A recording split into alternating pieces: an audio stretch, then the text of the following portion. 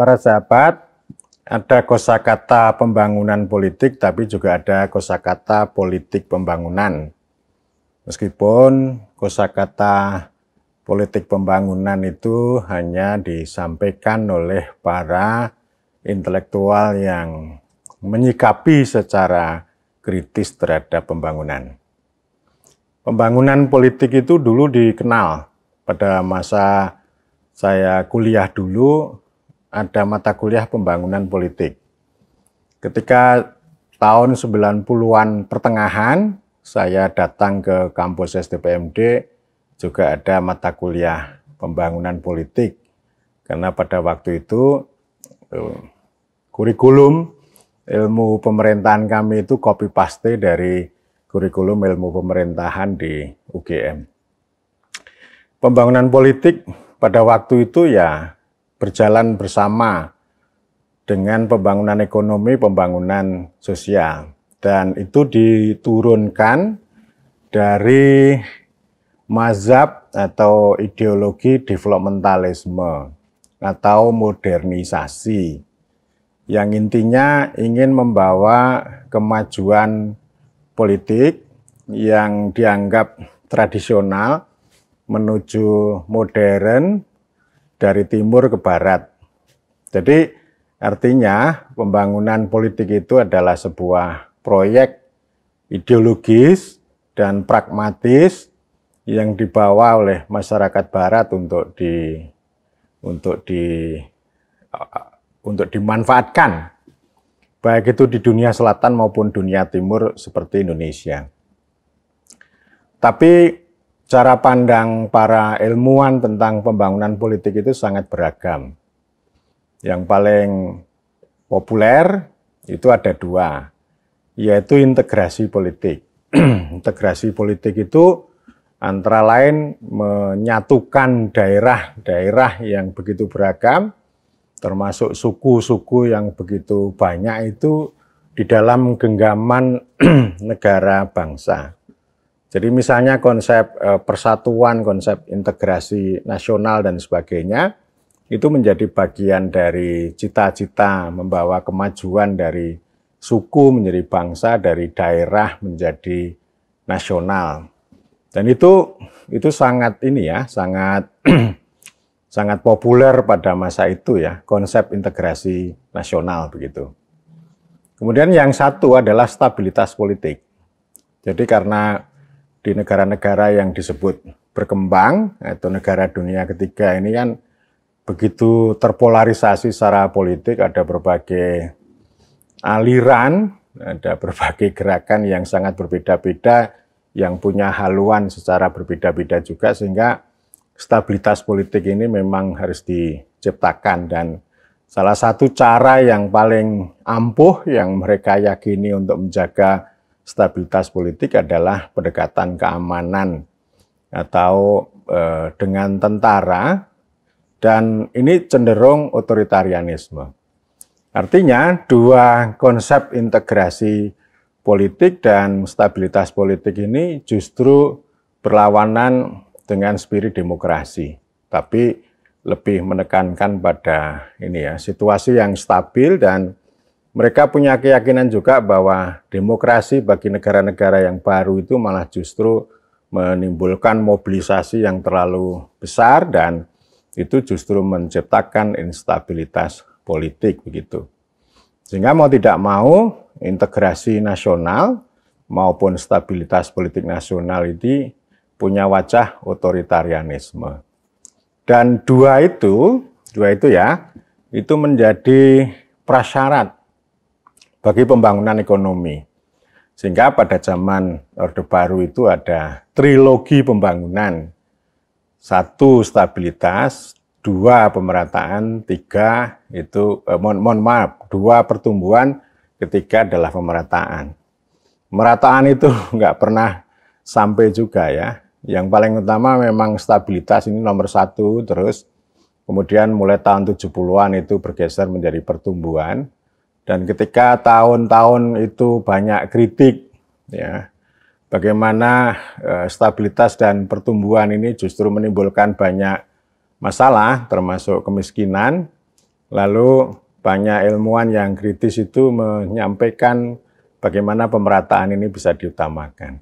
Dan Presiden Soeharto pada masa itu, tahun 80-an, di hadapan Kongres Ilmu-Ilmu Sosial, itu beliau mengatakan gini, kalau ada tuntutan pemerataan, apakah yang mau diratakan adalah kemiskinan? Jadi beliau belum menggunakan kosakata ini ya, pemerataan.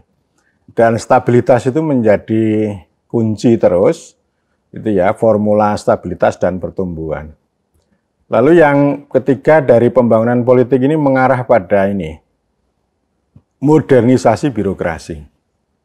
Jadi birokrasinya dimodernkan dengan pendekatan istilahnya Weberian, birokrasi yang Weber yang impersonal, yang rasional, yang tidak patron klien, yang tidak paternalistik dan seterusnya. Dengan administrasi yang lebih canggih dan seterusnya lah begitu ya. Saya kira Anda sudah tahu tentang konsep modernisasi birokrasi itu dan pada waktu itu pendekatan yang paling utama itu menekankan atau menghadirkan para teknokrat ekonom yang tugasnya adalah untuk merancang kebijakan ekonomi dalam rangka untuk pembangunan nasional begitu, dan kemudian birokrasi mengarah ke sana. Gitu ya. Jadi itu secara umum pembangunan politik itu begitu, tetapi hari-hari ini katakanlah 20 tahun terakhir kosakata pembangunan politik itu sudah nggak lagi dipakai, baik itu sebagai kurikulum di ilmu politik maupun di ilmu pemerintahan, dan diskurs di dalam publik mengenai pembangunan politik itu juga sudah jarang didengar. Tetapi yang satu, politik pembangunan sekali lagi ini kan muncul dari para kritikus pembangunan. Politik pembangunan itu artinya pembangunan adalah politik.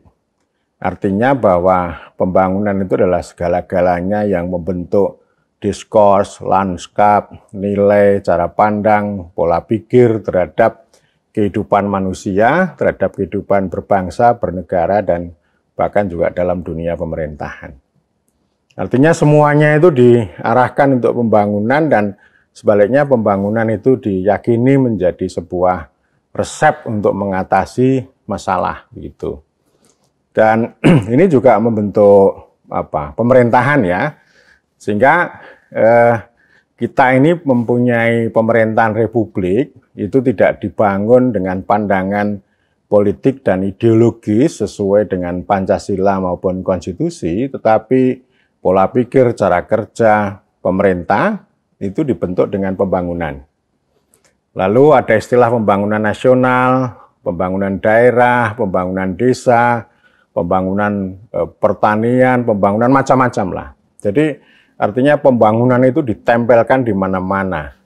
Lalu kita mengenal ada sistem perencanaan pembangunan nasional, lalu ada perencanaan pembangunan daerah, ada rencana pembangunan jangka menengah nasional, rencana pembangunan jangka menengah daerah gitu ya, dan itu dipengaruhi oleh paradigma developmentalisme atau sebuah keyakinan tentang development plan, itu semuanya mengarah pada terutama pada pembangunan ekonomi. Bahwa pembangunan itu membentuk pemerintah itu jelas. Artinya pemerintah itu tidak bekerja dengan prinsip-prinsip pemerintahan seperti koersi, distribusi, dan proteksi, tetapi dengan pembangunan. Pembangunan direncanakan, diprogramkan, ya, ada input, ada output, ada outcome, lalu dianggarkan, diimplementasikan, dan sebagainya. Jadi itu yang dijalankan ya seperti itu, dan kemudian nanti keberhasilannya itu pada kemajuan. Dan kemajuan itu nanti dengan ukuran-ukuran statistik.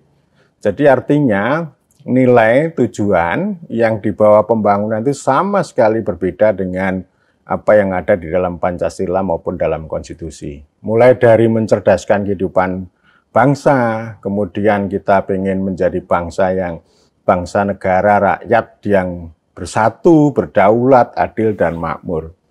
Dengan kata lain, ya, apa yang dikejar oleh pembangunan atau oleh politik pembangunan itu bukan keadilan dan kemakmuran, tetapi kemajuan melalui pertumbuhan.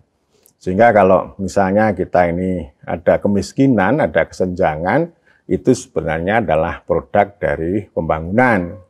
Kesenjangan antara Jawa dengan luar Jawa, antara kota dengan desa, antara daerah maju dengan daerah terbelakang, begitu ya. Sehingga ya wajar kalau pembangunan itu selalu dikritik, begitu. Meskipun sekarang ini pembangunan itu dirajut kembali, ada pembangunan berkelanjutan, ada pembangunan inklusif, tetapi ya sama. DNA-nya itu sama, orientasinya adalah untuk mengejar kemajuan, bukan keadilan dan kemakmuran. Jadi antara apa yang dipikirkan oleh para petinggi, para teknokrat, para ahli, bahkan politisi pun itu juga kalau berbicara selalu ngomong pembangunan begitu, bukan politik pemerintahan yang diomongkan, tapi pembangunan. Sementara ya itu mempengaruhi semua ya, pembangunan itu ya orang desa pun juga dipengaruhi.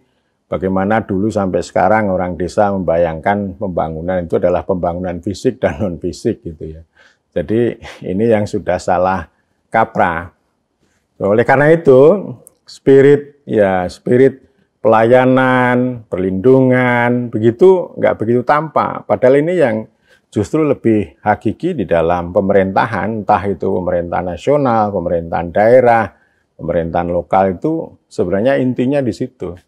Nah sekarang apapun itu dijawab dengan pembangunan, dan salah satu agenda pembangunan itu adalah penanggulangan kemiskinan. Jadi semuanya serba diarahkan ke sana dan itu sangat teknokratik ya. Jadi baik itu ukuran-ukurannya, keberhasilannya begitu. Sehingga apa yang kita bayangkan tentang masyarakat adil makmur berdasarkan Pancasila dan Undang-Undang Dasar 1945 itu hanya di atas kertas. Itu hanya retorika, hanya di dalam teks-teks formal, tetapi kerja-kerja konkret yang dilakukan oleh pemerintah adalah pembangunan. Itulah yang disebut dengan politik pembangunan.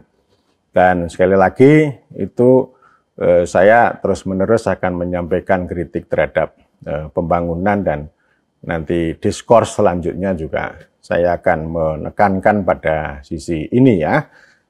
Dan sekali lagi saya ya ketika menyampaikan kritik ini punya harapan bahwa ya kita Indonesia ini kalau pengen berdaulat, bersatu, berdaulat, adil makmur itu ya solusinya adalah pemerintahan dalam pengertian pemerintahan republik. Bukan dengan pembangunan nasional, tapi pendekatannya adalah pemerintahan. Jadi artinya pemerintahan itu bukan sekedar perkantoran atau manajemen, tetapi di sana ada banyak nilai, ada banyak filosofi yang sifatnya membebaskan manusia, membebaskan rakyat ini, termasuk mentransformasikan dari rakyat menuju warga negara.